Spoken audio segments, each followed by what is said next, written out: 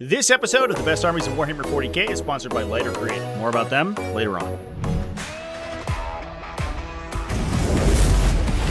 What's up, folks? Welcome back to TacticalTortoise. My name is Trevi, and it's time for another episode of the Best Armies in Warhammer 40k, the weekly video series where we go through undefeated results from the past weekend of 40k tournaments and talk about what is currently winning. This episode is for the weekend of May 16 and 17, 2026, and as you move over to a Metagame Breakdown, we can see that there is a little bit more of a consolidation of the metagame towards some of the top contenders, especially those top contenders that are using the Defiler. In a shocking turn of events, Defilers can still get really good. So I don't know what else to say about that. This data sheet is very pushed, and especially in Chaos Space Marine builds specifically, tends to be incredibly high performing. We can see that Chaos Space Marines themselves have won the Black Crew Gaming's Battle of the Ragnar GT, GT Hispalis Imperium, Volos Grailfest, Open ORM, Ramarek Industries GT, Maryland Open, Alberta Classic, Mayhem 5, the 5th Chaos God Rises. Now, of those, one list did not use Defilers and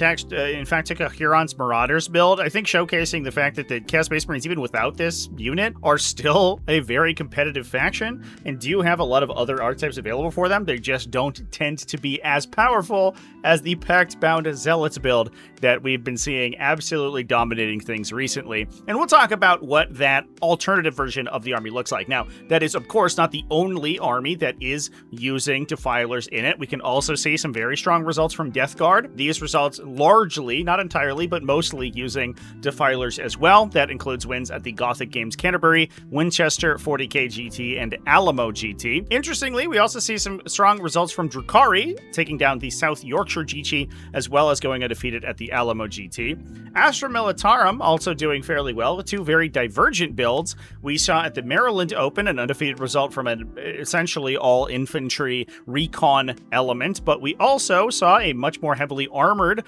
Grizzled company structure coming from Ramarek Industries GT.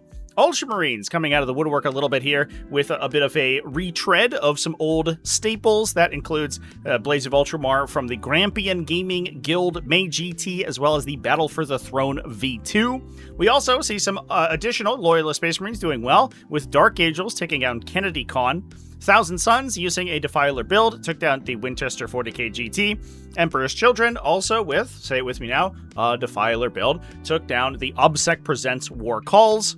Necrons winning the West allotment at War 4 with an interesting Canoptech court composition. Adepta Sororitas taking down the Nemesis 40k Spring. That includes the new Intransia Frey datasheet that they just got released. This build was very interesting, focusing almost entirely on epic heroes, which is pretty wild. Imperial Knights see some success, which is interesting, even in a extremely Chaos Space Marine centric meta. Now, in this case, Call to Chaos 5, which Imperial Knights went undefeated at, was a differential scoring event. Imperial Knights did go X and O using raw scoring, but in terms of their actual placement, they did go down to tiebreakers with a 4-0-1 result because of the differential. However, they did win the tie round and ended up placing above the other player, who ended up getting a draw on their record. Chaos Knights also winning the Beast Coast Gaming's Port City Brawl. Chaos Demons taking down the La Crónicas Chilangas, as well as, most interestingly, in my opinion, the Epic GT 2026, which was won by none other than Imperial Agents. It is possible. Imperial Agents can win a GT. So with that, we'll talk about all of these lists just after a word from our sponsors. This video has been sponsored by Lighter Creative, one of the biggest supporters of the channel and one of my favorite sponsors. And in the past, Lighter Creative has been the producers of incredible quality gaming mats, including mats that have grids and deployment zones demarcated on them, as well as WTC compatible terrain. However, one of my other favorite things is chapter-proof 2025 terrain. We use it online for my event series, and that's what I typically play on when I go to tournaments. And now these two tastes can taste great together, because Lighter Creative is responsible for a new line of gorgeous-looking chapter-approved 2025 terrain sets. These babies are made out of high-quality, high-density board and include some absolutely gorgeous printed artwork. The sets come stock with a very cool semi-translucent base system system, they do outline the edges of the terrain features so you can easily see where the ruins end. On top of that, unlike a ton of other MDF or board-based terrain systems, the lighter creative versions are not complex to put together. These new chapter-approved 2025 terrain features go together snugly and sturdily, but are only composed of 1, 2, or maybe 3 pieces. In this case, that allows you to either flip them back and forth, allowing for a single set to make all of the terrain layouts in the CA 2025 tournament packet without having to get additional pieces. I'm always impressed by lighter creatives terrain offerings, and this is no different, and it's nice to see them support more terrain formats than just WTC. So check out the links in the video description or scan the QR code on screen now to get access to yours, and big thanks to Lighter Creative for sponsoring the video. Let's get back to the content. So starting with Chaos Space Marines, our metagame frontrunners, we're going to hop over to the 80-player Maryland Open and talk about Josh Campbell, who took second place at the event with an undefeated 6-0 record using Pactbound Zealot Chaos Space Marines. Now, I think we've looked at this list and very similar lists to it a lot of times before, so this should not be super surprising to you, but this Pactbound Zealot list is built a lot around the combination of Abaddon the Despoiler with Defilers. Obviously, he can give those Defilers reroll hits. You can get enhanced critical hits for the Defilers thanks to the Pactbound Zealot detachment ability. It's a match made in heaven. This includes Abaddon, Cypher, Huron Blackheart, a Traitor Enforcer with Mark of Nurgle, as well as Vashtor the Archifane. We had 30 Cultists, 3 units of 10 in the battle line just to hold down objectives. 2 Chaos Rhinos, one with Mark of Chaos Undivided, one with Mark of Nurgle. In addition to 2 units of Nurgle Chaos Bikers, a Slanesh unit of Chosen. Now, I believe that the wombo here is that we can join Huron Blackheart into the Masters of the Maelstrom, and then join the Masters of the Maelstrom into the Chosen, because it's an embedded unit and not a joined unit, which means that the restrictions in Pactbound Zealots doesn't affect it. Because we then have both a Slanesh and Chaos Undivided unit, because Masters are undivided, they can actually go into the Undivided Rhino. We then have a Slanesh unit of Red Corsair Raiders for some early game skirmishing, in addition to those 2 Nurgle Defilers. It's pretty classic stuff from Pactbound Zealots. But that's not the only Chaos Space Marine that I want to talk about today. I also want to head on over to the 37-player Open ORM in France, which was won also by Chaos Space Marines, but a very different build. This was being piloted by Nicholas Besnard, who was playing Huron's Marauders. This is the detachment where infantry units can gain the benefits of +1 to hit or fall back and maintain charge eligibility. However, they gain both if Huron can see you. So this is able to empower its infantry squads to just be incredibly effective. It also has access to an advance and charge inside the detachment for 1 command point, in addition to things like additional attacks and up-downs as well for the infantry. So it can make the infantry very fast, it can make the infantry hit very hard, and it allows you to skirmish over objectives better than almost any other detachment. In this case, we are running Cypher, Fabius Bile, Huron Blackheart, and a Lord Discordant. We're also bringing the Masters of the Maelstrom in this detachment alongside a unit of 10 Chaos Terminators. So, what it looks like to me here is what we're doing is that we do have a Legionnaire squad, 5 Legionnaires, in addition to 10 Chaos Cultists in the battle line. The Legionnaires are a good spot for the Masters of the Maelstrom to hop into because they do transfer their wound reroll ability over to the Masters. You can then embark those guys into a Chaos Rhino that is in the list. You can disembark them 3 inches, advance and charge, and you have a good, very hard hit fast unit that you can use to threaten and skirmish over objectives. In addition to that, we also have a biker squad for some utility. We have a Nurgling unit for some early game infiltration to prevent enemies from movement blocking, that little wombo combo. But we also have 2 units of Possessed that can essentially enable that long threat range on the table with these big, relatively difficult to kill units. So we have 30 total heavy infantry that can run up the battlefield between the Possessed and the Chosen unit. That Chaos Terminator squad can, in fact, attach with Huron, which is a little bit weird because he is not a Terminator character. However, he does have the ability to join to Terminators, and he does have Deep Strike himself. With the up-down that this detachment has, you're then able to pick up that unit early, so you can deploy it on the battlefield early in the game, and then you can pick it up and redeploy it on potentially the bottom of battle round 1 to start shooting at people. Because the Terminators, when they Dark Pact, will get their rerolls to hit, and Huron gives a +1 to hit, or the detachment gives a +1 to hit to your infantry squads, that Terminator unit is going to be able to fit fish very effectively for critical hits in order to gain the benefits of those Dark Pact rolls. So that's a pretty solid place for him to go. It gives a very resilient unit that he can sit in order to project his +1 OC aura and in order to project his fall back and operate aura that the army's normally using. In total, we're going to be able to, in the situations where your opponent allows it, run up the table with the Chosen advancing and charging, the Possessed potentially advancing and charging, a redeploy Deep Strike with the Terminators. So we're basically hitting potentially 2 or 3 units all at the same time into your opponent and flooding the board with this essentially 50 heavy infantry between 20 Possessed, 10 Chosen, 10 Terminators, and the 5 Legionnaires plus the Huron's Marauders. So that enormous amount of pressure can usually push your opponent out of the center of the table, and even if they're able to win the attrition war, it is often the case that these very aggressive Chaos Space Marine armies can deal so much damage and have so much threat range that they can push you up primary score to the point that it's impossible for you to catch them when it gets to the late game, and you're able to push back onto those objectives. It's a very Fellhammer Siege Host style of army where you're taking all of these very resilient heavy infantry units. However, it's trading a lot of that resilience for more flexibility as well as hitting power. Now with that, we're going to move on over to the 97-player Alamo GT being played in Texas. This ended up seeing Death Guard at the top spot, playing a Virulent Victorium. Oscar Ruiz was playing that list, taking a Demon Prince of Nurgle with Revolting Regeneration, a Lord of Contagion, a Lord of Virulence, Mortarion, and a Tallyman. We had a unit of Death Terminators to attach that Lord of Contagion into, in addition to 2 Chaos Spawn for utility. 1 Fetid Bloat Drone with Plague Spitters, so that's not the Heavy Blight Launcher Bloat Drone. In fact, this list had no Heavy Blight Launcher Bloat Drones, instead just taking this 1 anti-infantry build. We did have 1 Myphitic Blight Hauler, as well as 3 units of Poxwalkers to obsec the center of the battlefield early, in addition to 2 Defilers. Now, the builds for the Defilers were fairly interesting. One of them was playing high AP weapons. That includes 2 Hades Las Cannon arrays, in addition to an Ectoplasma Destructor. The other one was playing the higher volume, lower AP loadout. That's a Hades Battle Cannon, as well as a pair of Heavy Reaper autocannons, in addition to the ubiquitous Excruciator cannons that Defilers are typically mounted with. The reason here is that because Defilers can pull cover off of an enemy, you want to be leading with your higher AP shooting, because you are less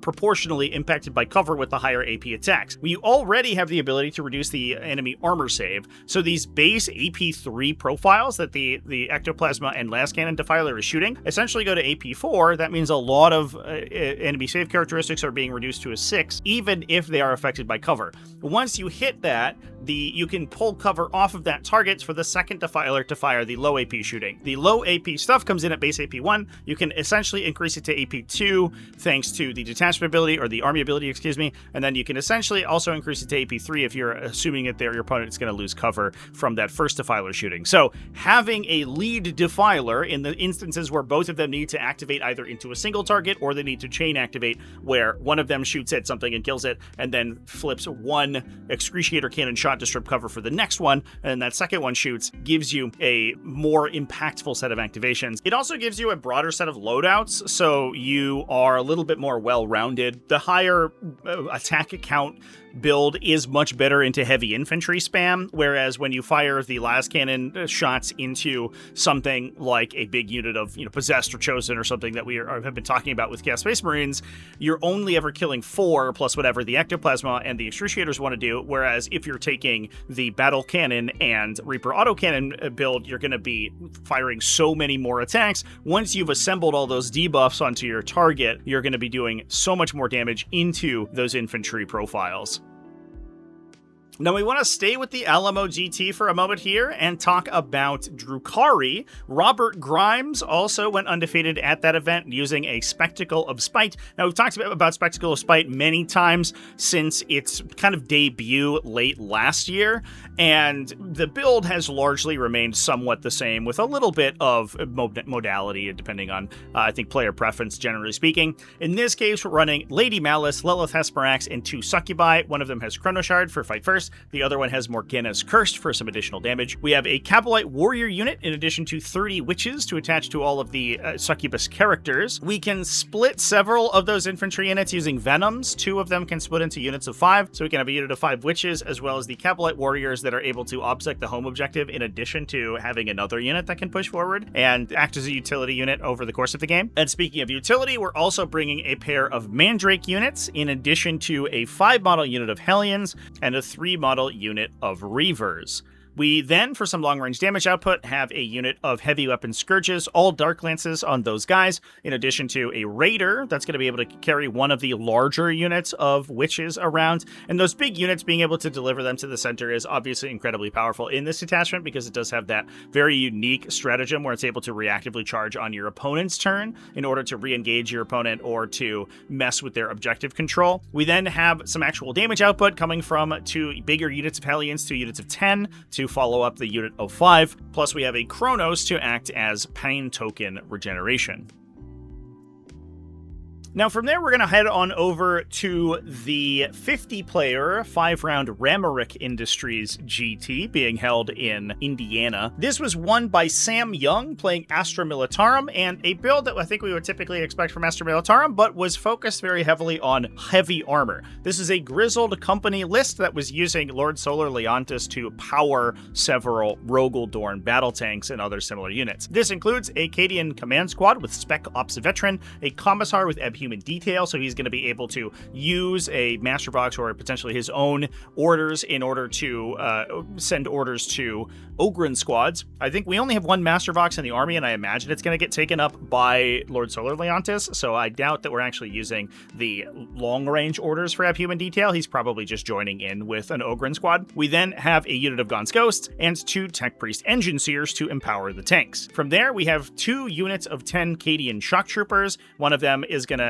be the attachment for the Cadian Command Squad plus one of those characters, most likely Lord Solar, in order to use the Master Box to send his additional orders a long way. Obviously, Grizzled Company does give you those additional orders, and Lord Solar having such a broad spectrum of units that he can order, any regiment, squadron, or Titanic, I believe, is his restrictions, that you're going to get a ton of value out of the combination of that character with the detachment. We then have another unit that can just act as utility, plus a unit of Catachan Jungle Fighters. We have a little bit of melee in the form of an Attilan Rough Rider squad plus a Bulgrin squad, which is likely where that Commissar is going. We have 2 units of Krieg Combat Engineers plus a Taurox in order to deliver some of these early game infantry, potentially the Krieg Combat Engineers themselves, and a Tempestus Aquilon squad for utility. From there, we're taking 3 standard Rogaldorn battle tanks. So this is the non-character version that has access to that Ablade of Armor. These guys are going to get the totality of a 4+ invulnerable save from the Tech Priest Engine Seers, as well as a lot of order efficiency from Lord Solar Leontis, who has enough orders to issue orders to all of the battle tanks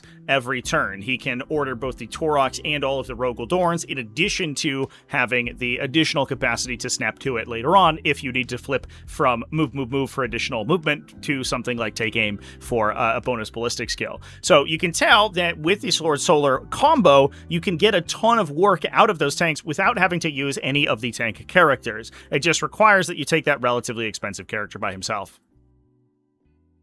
Now, with that, that's not the only style of Astra Militarum that I wanted to talk about, because back at the Maryland Open, we also saw that event being won by Astra Militarum, this being run by Jack Murphy playing Recon Element. This detachment's had an interesting story over the course of the edition. In some cases, it has been viewed as incredibly overpowered and a very overbearing style of detachment, but it has struggled to find consistent success. It's mostly been, I guess, kind of a skill expression for players who are very good at playing these horde-style armies. Now, for those who don't know, I have a couple of videos about this detachment, but it is the one that grants additional survivability to your infantry squads and allows you to essentially play mass infantry, pushing their survivability to the point that most armies are not able to profitably destroy them. In this case, we're running a pair of Cadian Castellans in addition to 3 Cadian command squads. The combination of the Castellan plus the command squad gives you access to a ton of orders. The other thing that the Castellans do is that they give you sustained hits on your guns and the ability to fall back and shoot, and in an army that has such a high volume like this one, having that ability is huge, because you're going to be filling the table with infantry. The chances your units get engaged and can't really punch themselves out of combat very well is fairly high, so the Castellan gives you more consistent damage just with the ability to pull that unit out and then drop a bunch of plasma fire onto whatever was engaging you. We then have a Commissar in addition to Gaunt's Ghosts for some additional order flexibility, plus 3 Ogryn bodyguards, which can join into those command squads in order to improve their survivability even further. From there, we also have Ursula Creed, who gives you another boatload of orders, but also command point economy. She gives you a discounted stratagem targeting regiment units within 12. That's huge because the stacked defensive technology that this detachment has can get very expensive. Very often, you're using multiple stratagems a turn, like reactive moves, charge debuffs on enemies, or hit penalties for enemies using a courageous distraction in order to keep those infantry units going, and Ursula Creed allows you to do that more consistently over the course of the game. From there, we have 3 units of 20 Cadian Shock Troopers to attach with the Cadian Castellan and Command Squad combo. Try saying that 5 times fast. We have a unit of 20 Catachan Jungle Fighters, in addition to 4 units of Death Corps of Krieg, 10 in each of those. The nice thing about those units is that they do not require a command squad to reanimate models back to the unit. One thing that this detachment often does is because it passively improves the survivability of your infantry with the detachment ability, which gives you cover and an additional bonus to save if you're already benefiting from cover, which is a huge combo with the command squads themselves from the Cadian side, because those guys can gain cover while they're being affected by orders, which is an incredibly strong combination. But you can essentially move a lot of these units to the equivalent of a 3+-ish save, and that makes it very difficult for an enemy to one-shot that unit. That then allows you to reanimate models back into the unit consistently over the course of the game. You can do that with the command squad, the medic pack guy inside the Cadian command squads, but the Death Corps Krieg just do that passively with their own Death Corps medipacks, so they're going to be able to more consistently regenerate high OC infantry onto objectives as the game goes on. We then have some actual damage coming out of a unit of 10 Adelan Rough Riders. We do have some utility from another unit of 5 of them and 3 units of Krieg Combat Engineers, plus a Rattling Squad, which is important to block out enemies trying to prevent you from scout moving, because we have the 20 man of Catachan Jungle Fighters and the 15 Krieg Combat Engineers. Being able to scout and pin your opponent into their deployment zone and prevent them from being able to compete with you on the primary objectives in the early game is a very big part of this list, so having those infiltrators is crucial. And then we have a Scout Sentinel, who's a helpful little guy, but the big thing is that he makes it so that if your opponent draws Bring It Down, they don't automatically discard it. While they will not be able to discard Cull the Horde, because you have a bunch of hordes and they're probably going to cull them, the alternative is that they could consistently score or redraw Bring It Down if you don't have any vehicles, but that Scout Sentinel just sitting in the back and screening or performing actions means that they would have to overextend to actually kill it in order to score that secondary. So it gives you a small leg up for a very low points value and another unit that you can use as a utility squad. Now moving on, let's talk about some Loyalist Space Marines, and starting with Battle for the Throne V2, a 33-player event being held in Bogota, Colombia. This was won by Sebastian Parra, who was playing an Ultramarine Blade of Ultramar build. This included some absolute staples for the faction. A Gravis Captain with armor of Antoninus to give the army an incredibly flexible, massively difficult to kill character. He can half incoming damage, he has a 2+ base save, a 5+ feel no pain, 6 base wounds, in addition to being able to use free stratagems to do things like Armor of Contempt, reactive move himself, just keep himself going for a really long time. The character is absolutely incredible. We then have Cato Sicarius, a combi weapon lieutenant for another good utility character, Uriel Ventress, and the big man himself, Rubute Gilliman. We are not bringing Marneus Calgar today, which is interesting. We then have a Ballistus Dreadnought plus a Gladiator Reaper, so a little bit of well-rounded shooting in the form of long-range, self-sufficient shooting. It doesn't require Oath of Moment, thanks to the Ballistus Dreadnought and the Gladiator Reaper for anti-infantry support.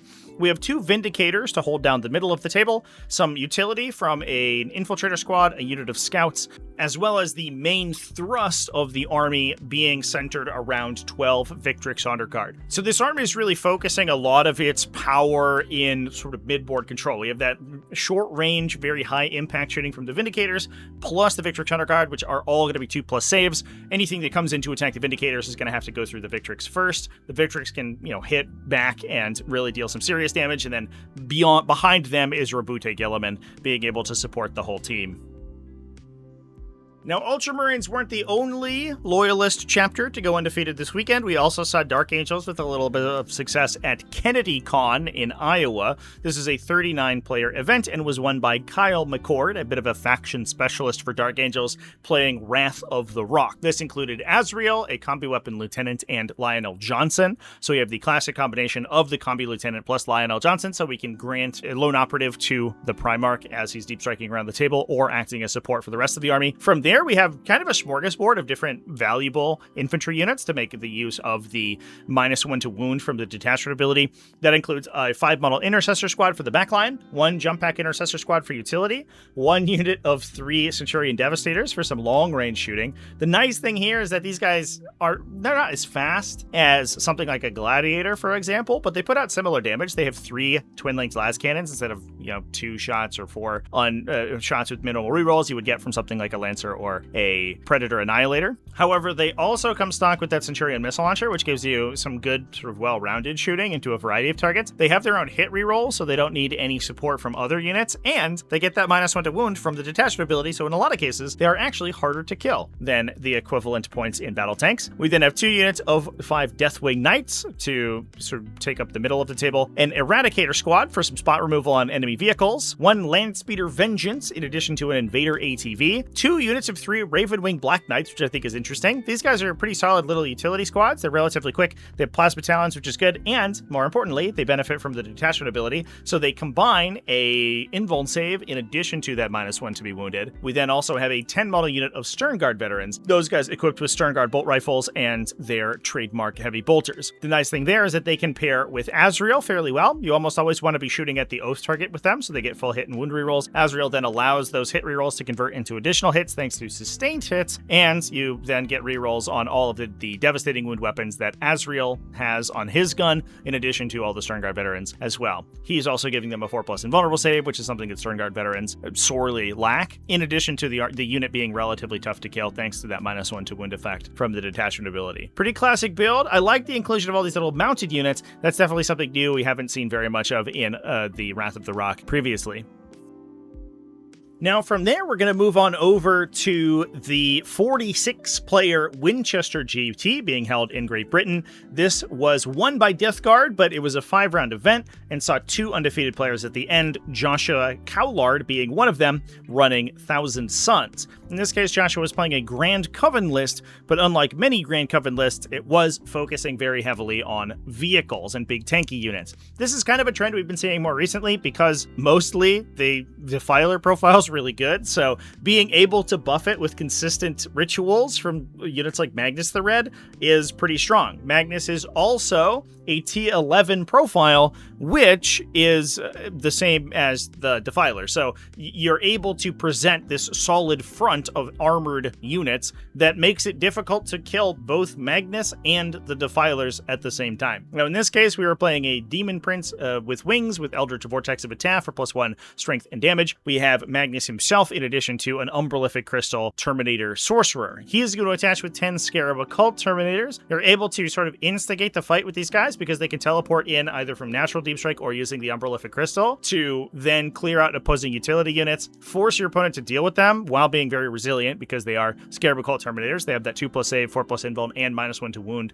effect as long as they have sorcerers in the unit, which they should unless you choose to assign damage to them. We have a unit of Chaos Spawn for utility, plus 2 units of Zangors and some early game skirmishing from Sekitar robots, 2 units of 2. A nice thing here is that if the game plan is to send these Scarab Occult Terminators forward early in order to begin the battle, the Sekitar robots can also usually expose themselves at the same time. So you're going to be able to get value from all 3 of those units, and it's difficult for a lot of armies to respond to all 3 of those all together. So oftentimes one of them will survive to continue to get value. But from there, if your opponent goes in to try to kill the Scarab Occult Terminators, they'll expose themselves so that Magnus can start using his extreme damage to deal a ton of crackback. Plus, you obviously have those 2 Defilers. These guys are all bringing heavy Reaper autocannons in addition to Ectoplasma Destructors and Excruciator cannons. No las cannons here today, but the benefit is that if you are assuming that you're getting your Kabbalistic Rituals off, you can get hit rerolls as well as a bonus AP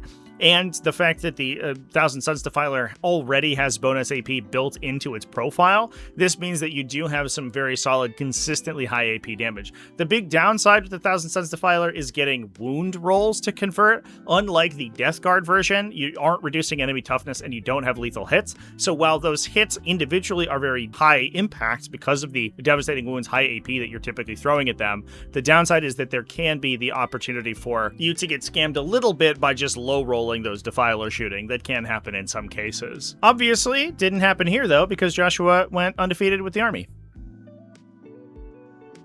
Now from there, we're going to talk about a very similar faction using a very similar composition, and we're going to head on over to Australia to the OBSEC Presents War Calls GT. This was a 60-player GT and was won by Emperor's Children. Now, interestingly, the runner-up was also playing Emperor's Children, and both players were named Lachlan. In this case, the actual winner of the event was Lachlan Rigg, who was playing a coterie of the Conceded list. This included 3 Winged Demon Princes, 2 Lord Exultants, and Lucius the Eternal, 2 units of Infractors to attach in with those Lord Exultants, a Tormentor squad for utility, a single Rhino to deliver the Lord Exultants into the fight, 2 Defilers, and 2 units of 3 Flawless Blades. And that's it. That's the whole list. Interesting that we are taking very little of the additional shooting to Emperor's Children. We have seen some builds doing well that are running things like Noise Marines in addition to the Defilers, but in this case, instead of going all in on that kind of mid-AP, mid-damage shooting that you get from combining Defilers together with Noise Marines, instead we are focusing heavily on using the Defilers and the Lord Exultants to gain pledge points early so that we can buff up the Demon Princes in the late game.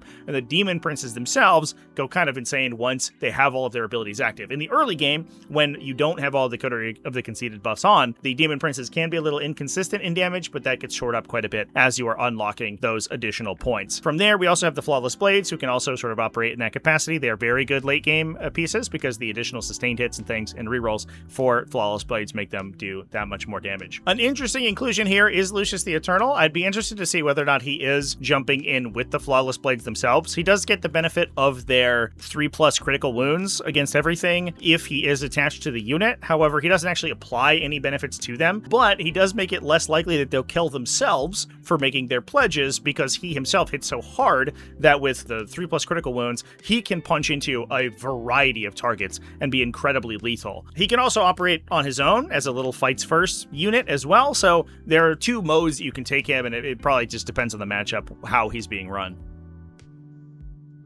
Now, moving on from that, we can talk about the West allotment at War 4 RTT. This is being held in Great Britain, but it was a GT. It was 36 players and ran all 5 rounds. It ended up being won by Eddie Shader, who was playing Necrons using a Canoptech Court. Kind of a cool build here. In this case, the army was focused very heavily on the combination of Canoptech Race and Doomstalkers. Doomstalkers give you good self-sufficient shooting in this detachment because they're able to get their own rerolls to hit from the detachment ability as long as you control areas of the battlefield. Same with the Canoptech Wraiths, who are able to offset the downside of some builds of this detachment that have trouble holding the center of the table. The Wraiths are able to push forward and retake those objectives in order to unlock hit rerolls, but from there, we're using a lot of those to support Catan Shards. So the list was playing a Catan Shard of the Deceiver, Nightbringer, and Void Dragon. We then have a Hexmark Destroyer for utility, in addition to a pair of Cryptex, 1 Psychomancer with Auto Divinator, as well as a Technomancer with Dimensional Sanctum to allow that unit of Wraiths to infiltrate. So we have the 6 model unit of Wraiths with Particle Casters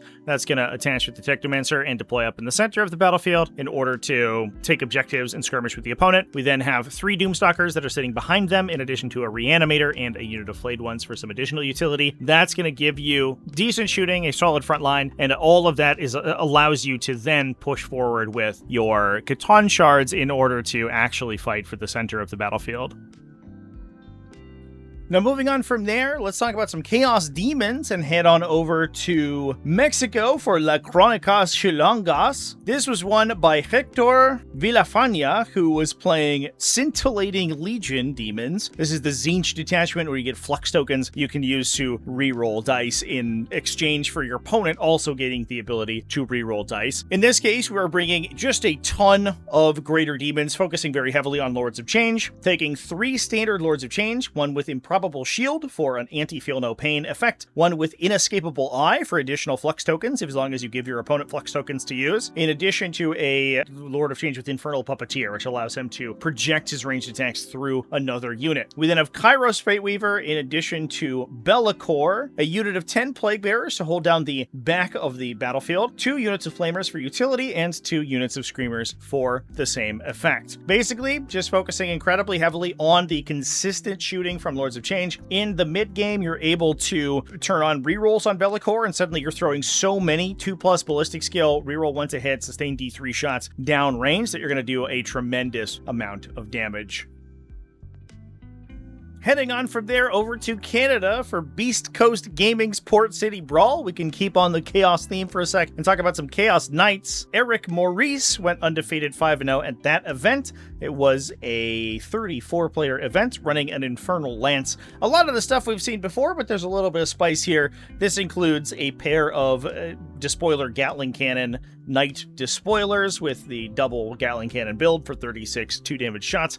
We also had a Knight Rampager, which is kind of interesting, alongside the buff from the detachment, allowing you to speed your guys up in exchange for those pacts. This guy being able to actually commit into the fight is pretty big. And we also have a little bit of additional speed on a Knight Tyrant with Bestial Aspect. This gives you good high impact shooting into high save characteristic targets. One downside of the Knight Despoilers is that in some cases they can be a little inconsistent into stuff like 2+ saves. You do have access to ignore cover in one spot, however, you don't get it consistently over all the activations, and so fighting into like a mass 2+ save opponent can be very difficult. The Knight Tyrant does give you that Ectoplasma Decimator shot in addition to the Volcano Lance, so a lot of very high AP shooting. Bestial Aspect also gives all those weapons assault, so he's able to buff his speed up using pacts in addition to then advancing and shooting. We then have a Wardog Carnivore in addition to 2 units of Beast of Nurgle, 2 units of 6 Nurglings as well to just gum up the middle of the table. Beast of Nurgle will give you good solid utility, and then the Nurglings can just form a huge morass in the center that your opponent has to actually come out and kill. They usually trade down into that target, and that allows you to counterattack with the Despoilers and get value from those big knights.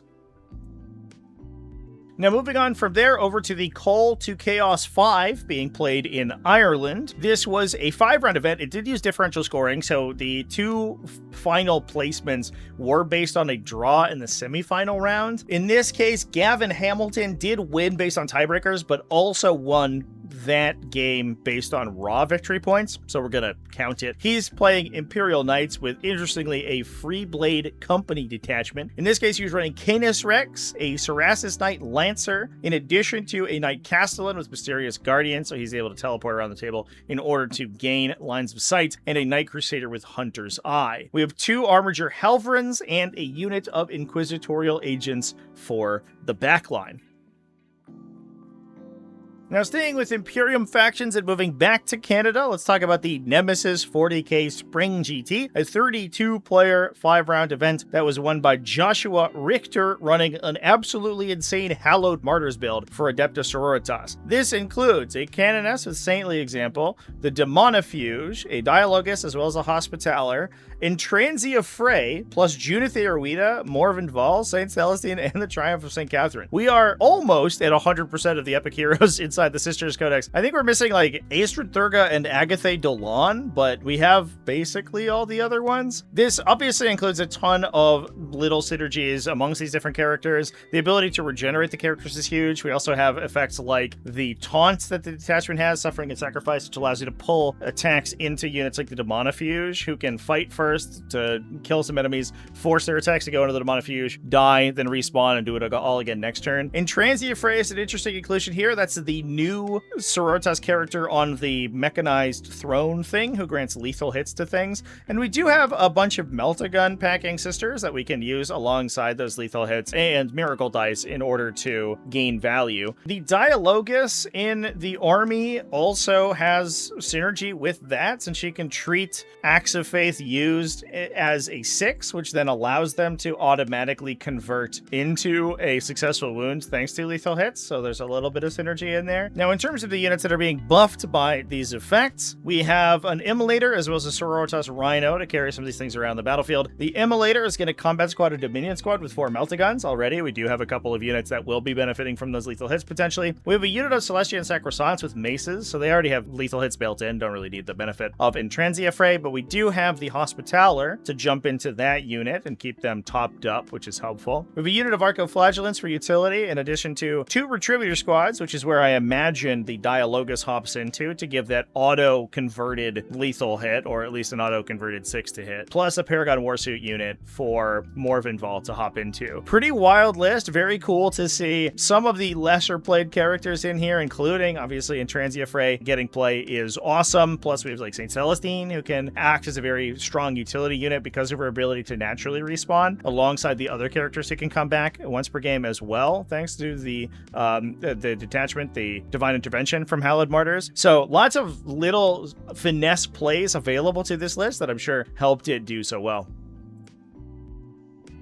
And that brings us over to our final list of the week. We're going to hop on over to Portugal for the Epic GT 2026. I got a little bit of a kick at this because I thought for a second it was an Epic 40k event, but in fact it was an Epic 40k event, not an Epic 40,000 event, which is a different game that they did not play. In fact, they played 10th edition Warhammer 40,000, which is cool because it was won by Alexander Kondakov, who was playing Imperialis Fleet, an Imperial Agents detachment. In fact, this is the Imperial Agents detachment that allows you to either select an enemy unit on the battlefield to get +1 to hit against, or an objective on the battlefield to get an OC bonus and an invuln save while you are in range of it. Now, the detachment does have a lot of capacity to buff its own damage output. It shores up a couple of the weaknesses that Imperial Agents have with damage output by using things like Violent Acquisition to get sustained hits, lance, and ignore cover when targeting enemy in range of an objective marker. We also have things like Close Quarters Barrage for Void Foyers units to get +1 strength and AP characteristic. But a lot of the benefit of this detachment is just the fact that it utilizes things like Rogue Trader Entourage as well, and is able to just force immense amount of primary objective control. Now, the other thing is that we are also using the new datasheet Inquisitor Croyle in this build, who is able to give reroll hits to basically anything in the army targeting a unit that he shoots at in the shooting phase. This is big alongside units like Imperial Navy Breachers in this detachment because you're able to give yourself bonuses to hit either overlapping between the detachment ability and his rerolls or on 2 separate units.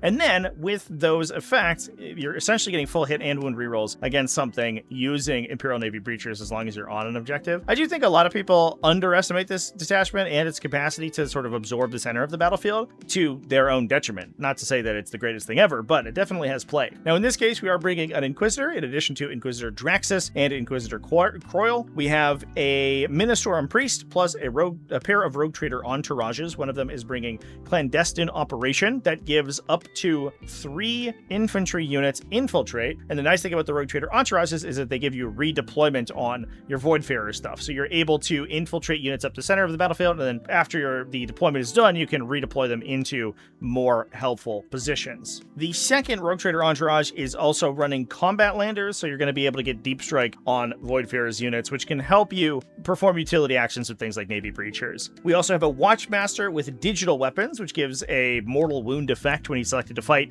You roll 3d6, and on a 4+, your opponent takes a mortal wound. It's a nice little melee improvement, but doesn't do a ton of additional damage. He is going to attach to a Deathwatch kill team, and that's where a lot of the actual damage from the detachment comes from. Those guys are rocking Deathwatch Thunderhammers as well as a combination of melee weapons. So that's a Xenoflade's blade on the Sergeant in addition to shields and power weapons plus the Thunderhammers. So you can choose an enemy to get +1 to hit against, potentially even give yourself Lance and sustained hits from Violent Acquisition for 2 command points. Use the Watchmaster's ability to discount those. He's coming in, he's dealing mortal wounds. You're mostly hitting on 3s or 2s. With that +1 to wound, you can get some serious damage out of this one unit. We then have 40 Imperial Navy Breachers, so tons of battle line infantry that get those rerolls targeting enemies on objectives. We have a Rhino, likely to deliver the Deathwatch kill team. There's also, importantly, the Displacer Field Stratagem, which after a character unit is attacked, you can get an invuln save and you can reposition them.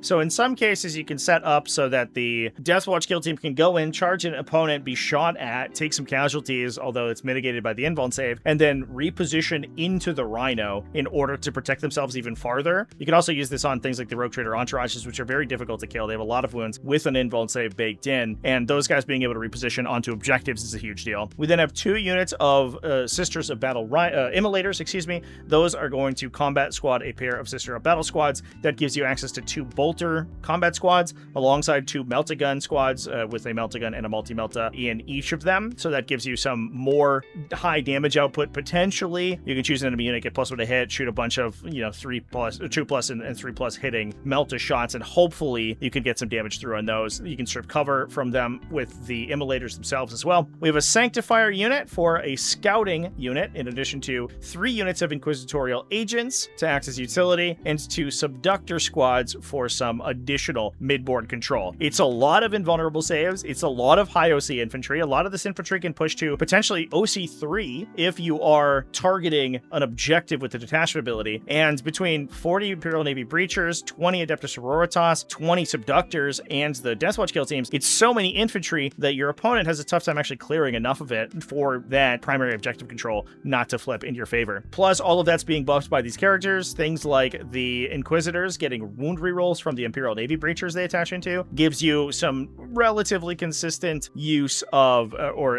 instances of mortal wounds. You're able to use displacer fields to keep those characters alive, so you can continuously fire at them. Inquisitor Coil can buff them up as well, so we're firing like Inquisitor Draxus potentially with full hit and wound rerolls multiple times over the course of a game, which can be a lot of consistent damage output. I think it hits a little bit harder than you give it credit for sure. An absolutely wild build. Super cool to see Imperial Agents doing well. Huge congratulations to Alexander Konikov for going undefeated with this list. But with that, those are all the best armies in Warhammer 40k. Thanks for watching all the way to the end of the video. Thanks as well to Lighter Creative for sponsoring this video, and to everybody who supports Tactical Tortoise, whether it's over on Patreon at patreon.com/tacticaltortoise, YouTube channel members, Twitch subscribers. All you people are amazing, and I love you. Remember to keep it classy, folks, and have happy wargaming.